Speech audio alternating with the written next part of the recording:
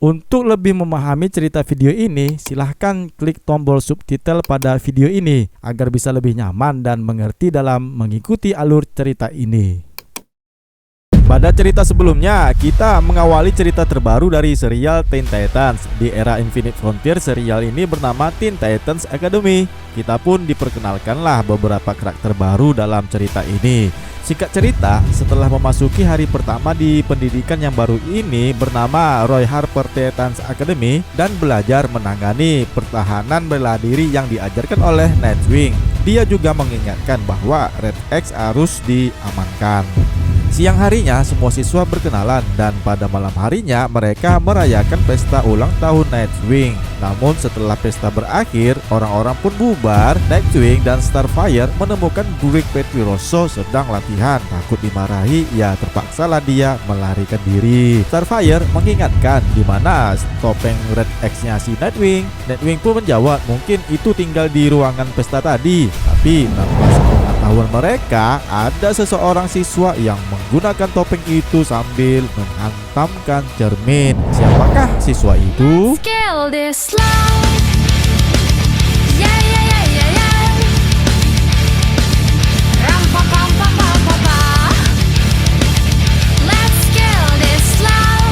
Hai semua, jumpa lagi dengan DC Indonesia. Bagi kawan-kawan yang baru melihat video ini dan belum sempat untuk menekan tombol subscribe, jadi kami sarankan nih untuk menekan tombol subscribe pada channel ini agar kami lebih semangat lagi untuk membuat video seperti ini. Dan terima kasih kami ucapkan bagi teman-teman yang sudah subscribe. Kalian luar biasa. Follow juga akun Instagram DC Indonesia ya, @DCUindo itu namanya. Oke, terima kasih.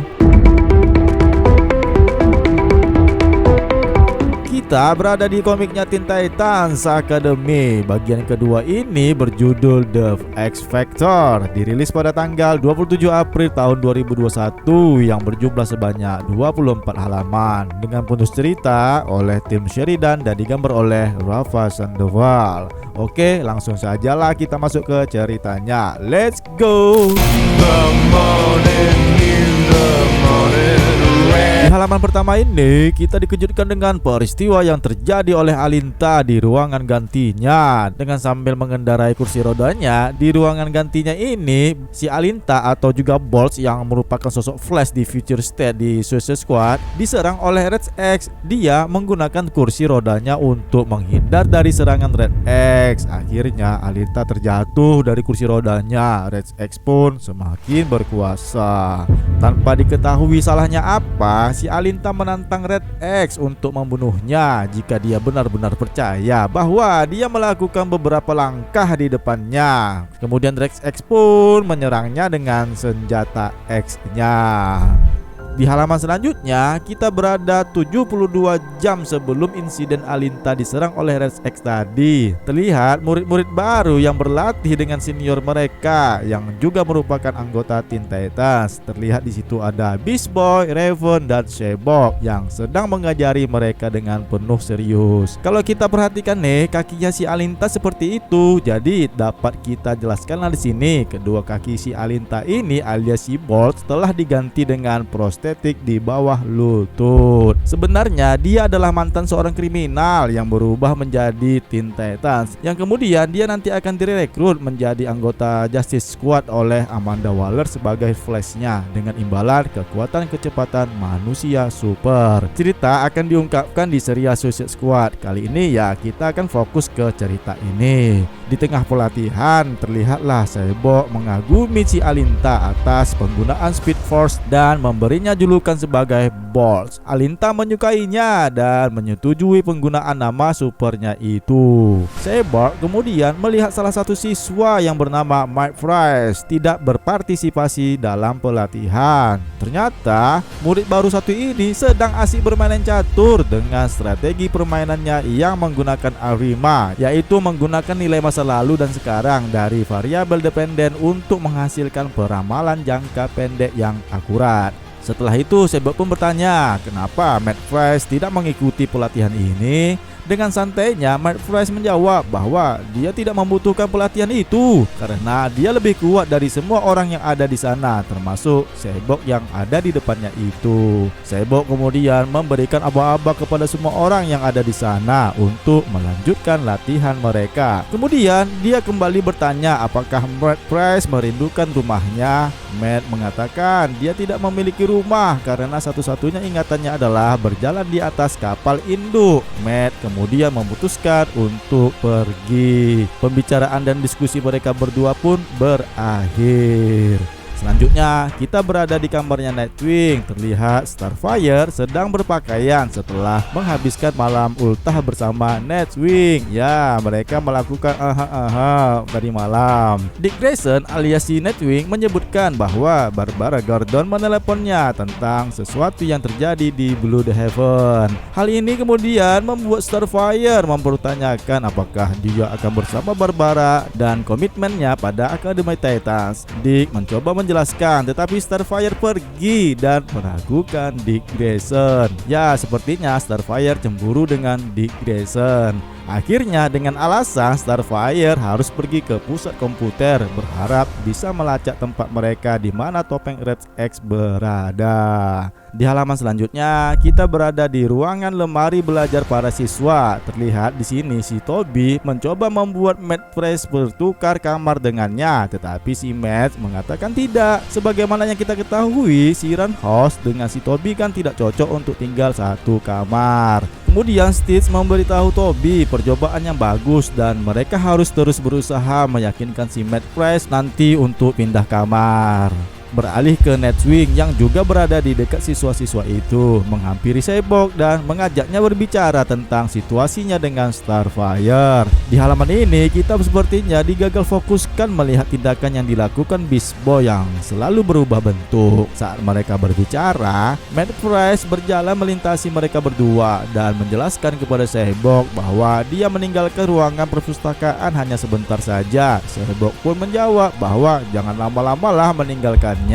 Kembali ke pembicaraan Cyborg dan Nightwing, berpikir bagaimana Nightwing mengingatkan pada seseorang yang bernama Connor Kent alias si Superboy. Ya, tiba-tiba si Alinta menghampiri mereka. Dia meminta izin kepada Cyborg mentornya itu untuk mengambil kaki palsunya yang ketinggalan di lantai atas. Cyborg pun mengizinkannya. Kembali ke pembahasan kedua mentor ini yang berbicara tentang Nightwing yang menjadi tidak enak dengan Starfire.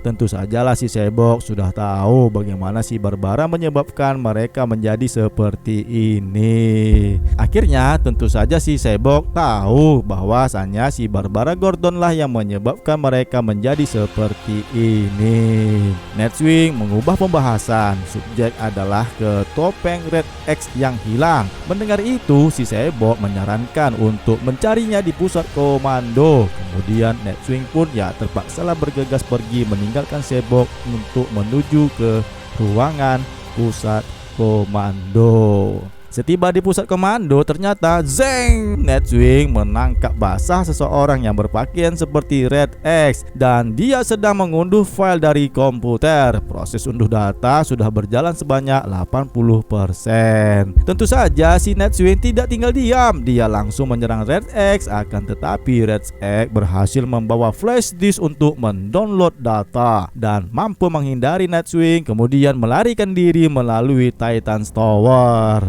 Walaupun sempat memberi kabar yang lain, tetap saja Red X sudah menghilangkan jejak. Kita juga melihat Alinta sedang memperhatikan Nightwing yang sedang mengejar Red X. Ternyata juga dia akan memakai kaki palsu prostheticsnya. Selama pengejaran, Nightwing terjatuh dan dia terikat oleh saluran pipa pemadam api. Ternyata Red X kabur melalui lubang di dekat di sana. Untungnya si Boss alias Alinta menangkap Nightwing sebelum menyentuh ke lantai, dan Nightwing pun akhirnya kemudian menemukan jubah Red X yang tertinggal di lantai. Kemudian kita pun melihat Red X yang sedang melompat dari atas menara Titans.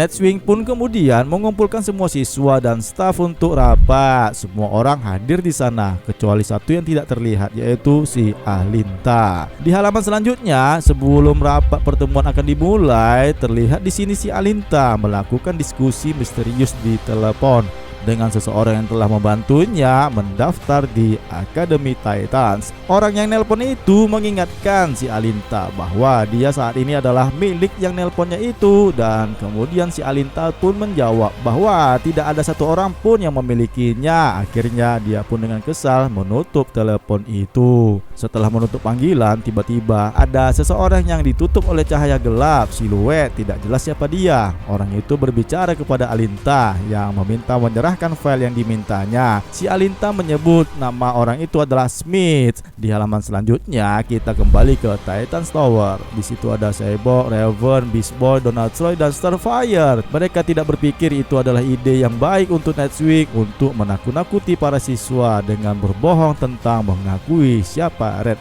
X itu. Saat rapat akan dimulai, si Alinta sempat berpikir untuk menghapus kontak di ponselnya dengan nama AW, yaitu siapa lagi kalau bukan Amanda Waller. Tanpa sengaja si Mike Price pun memperhatikannya.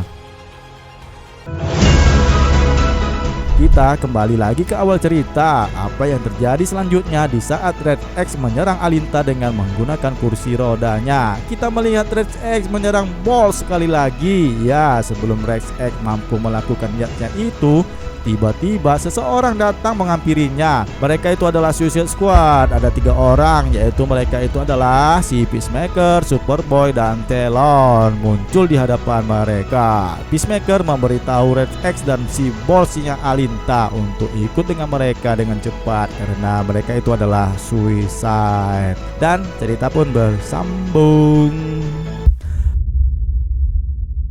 Oke, jelas ya. Jadi cerita Suicide Squad isu yang kedua, Amanda Waller meminta anggotanya untuk menculik Alinta, dan cerita itu berada di ending cerita komiknya Teen Titans Academy.